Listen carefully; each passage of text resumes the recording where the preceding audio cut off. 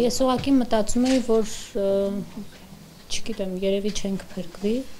որտեղ բավականին մեծ վնասվածք է ստացել։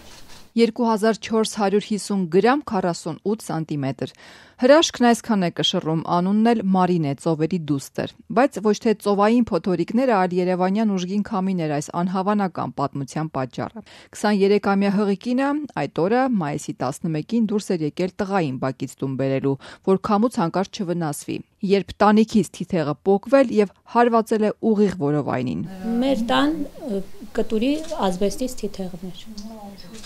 Մեծ կտոր էր։ Մեծ կտոր էր, բավականին մեծ կտոր պոկվեց ու եկավ հարվածեց փորիս ուղիղ։ Դրա հետևանքով պատրվածք ստացա։ Մեր տուն հյուրեր էին եկել այդ պահին։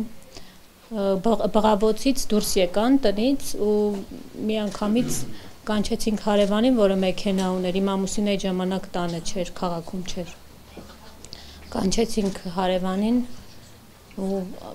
իր շնորհիվ, եթե շտապօգնությունը մենք շտապօգնության դիմեինք, հաստատ ես չէի փրկվի։ Աստծո շնորհիվ եւ մեր հրաշք բժիշկների շնորհիվ երեխան հիմա ֆակտ փրկված է ու փառք Աստծո, որ ամեն ինչ դեպի լավի է գնում։ Էրեբունի ծննդատանը 36 շաբաթական հղի Ռուզաննա Հարությունյանին ընդունել են որովայնի թափանցող վնասվածք պատրվածքով, սուր ցավերով, արյունահոսությամբ։ Ընդամենը 7 րոպեում են բժիշկները պատրաստել կնոջը վիրահատության։ Փոքրիկ աղջնակը ճակատի ձախ շրջանում 5 սանտիմետր երկարությամբ խոր վնասվածքով է ծնվել։ Հիմա փոքրիկը Սուրբ Աստվածամայր բժշկական կենտրոնում է բուժում ստանում։ Այո, իմ բալիկը ինձ փրկել է։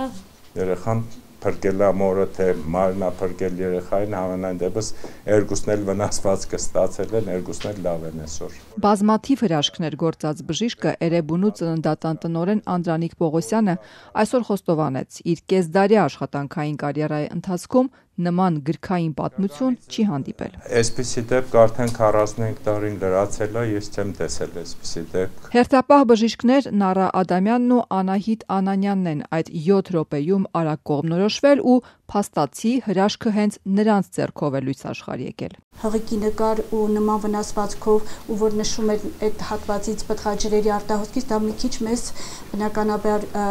ստիպեց, որ ավելի արագ կողմնորոշվել, ճիշտ որոշում կայացնել, չհապաղել, որի արդյունքում մենք ունենք առողջ մայրիկ եւ երեխա։ Դեպքը ոնց տեղի էր ունեցել, նույնությամբ ինքը հենց միանգամից պատմել է մեզ, ի շնորհիվ դրան, որը մեզ շատ իրենք էլ չեն հապաղել։ Մայր ու դուստր հանդիպումը դեռ չի կայացել։ Ռուզաննան դեռ միայն նկարներով է տեսել դստրիկին։ Մայրիկին ու Մարինեին տանը 2 ավագ եղբայրներն են սպասում։ Բժիշկները հավաստիացնում են, շուտով ընտանիքը կմիավորվի։ Ծննդատան տնօրենն էլ շտապում է մեկ այլ բարի լուրով կիսվել։ Կունենա 100%-ով այդ աղջիկը երեխա։ Մտածում եմ, որ այսքանով կսահմանափակվեմ, բայց ժամանակը կարող է փոխի մեր պլանները։